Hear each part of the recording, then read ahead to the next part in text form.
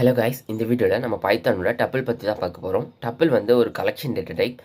அது ஒரு லிஸ்ட் மாதிரி தான். பட் லிஸ்ட்டுக்கு இதுக்கு என்ன டிஃப்ரென்ஸ்னால், லிஸ்ட்டில் வந்து உங்களால் எந்த இடத்துல வேணால் ஒரு எலமெண்ட் ஆட் பண்ணிக்க முடியும், ரிமூவ் பண்ணிக்க முடியும். அந்த மாதிரி நம்ம லிஸ்ட்டை வந்து எப்போ வேணுமோ நம்மளால் எடிட் பண்ணிக்க முடியும். பட் டப்பிள் அந்த மாதிரி பண்ண முடியாது. ஒரு டப்பிளோட சின்டாக்ஸ் வந்து இப்படி தான் இருக்கும். ஒரு நார்மல் பிரேசஸ் இதுக்குள்ளே உங்களுக்கு தேவையான எலமெண்ட்டை கொடுத்துக்கலாம்.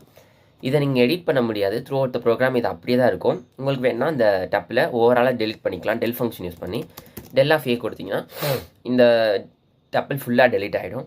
அண்ட் நீங்கள் லிஸ்ட்டில் யூஸ் பண்ணுற மாதிரி லிஸ்ட் ஸ்லைசிங் வேணால் இதில் யூஸ் பண்ணிக்கலாம். For example print a of, நான் ஃபஸ்ட் இண்டெக்ஸ்லேருந்து எனக்கு இந்த செகண்ட் இண்டெக்ஸ் வரைக்கும் பிரிண்ட் பண்ணணும்னு நினைக்கிறேன்னா ஃபஸ்ட் இண்டெக்ஸ்லேருந்து n-1னால நம்ம வந்து இந்த இடத்துல 3 கொடுக்கணும். ஸோ அப்போ வந்து ஆட்டோமேட்டிக்காக அது 2 வரைக்கும் எடுத்துக்கும். இப்போ நான் பிரிண்ட் பண்ணேன்னா 2 3 வருது. அப்புறம் அதே மாதிரி நம்ம வந்து ஸ்லைசிங் ஆப்ரேஷன் யூஸ் பண்ணி ரிவர்ஸ் பண்ணுவோம்ல, -1 அதுவும் இதில் பண்ணிக்க முடியும். அண்ட் இதால் ஷார்ட்டிங் ஆப்ரேஷன் கூட பண்ண முடியாது. ஏன்னா ஷார்ட்டிங் ஆப்ரேஷனுக்கு அந்த எலமெண்ட்டை வந்து உள்ளே ஸ்வாப் பண்ணணும். அதுக்கு அந்த டப்பில் வந்து எடிட் பண்ணணும்ல. எடிஷன் நம்ம இதில் வந்து நம்மளால் எடிட்டே பண்ண முடியாது லிஸ்ட் மாதிரி. ஸோ ஷார்ட் ஃபங்க்ஷன் இந்த மாதிரி எதுவுமே இதுக்கு வேலை செய்யாது. அண்ட் பைத்தானில் லிஸ்ட் பார்த்திங்கன்னா நிறைய மெமரி ஸ்பேஸ் வந்து ஆக்குபை பண்ணிக்க முடியும். லேட்டர் அதால் வந்து எப்போ வேணால் சேஞ்ச் ஆகுன்றதுக்காக அது நிறைய மெமரி ஸ்பேஸ் வந்து ஆக்குபை பண்ணி வச்சுக்கும்.